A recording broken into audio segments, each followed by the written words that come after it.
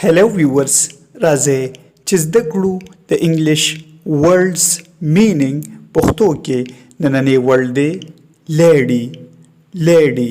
لیډي مطلب میرمن، ښځه. لیډي means میرمن یا ښځه. For example, she is a very intelligent young lady. Intelligent ذهین، هوښیاره، هغه ډیره هوښیاره ځوانه ښځه ده. Young lady running on the road. ځوانه ښځه په سړک روانه ده یا منډه وهي. A lady cooking a cake. A lady cooking a cake. یوه ښځه کیک پخوي. A lady cooking a cake. Viewers, video like کړئ او شیر هم کړئ. Thanks for watching.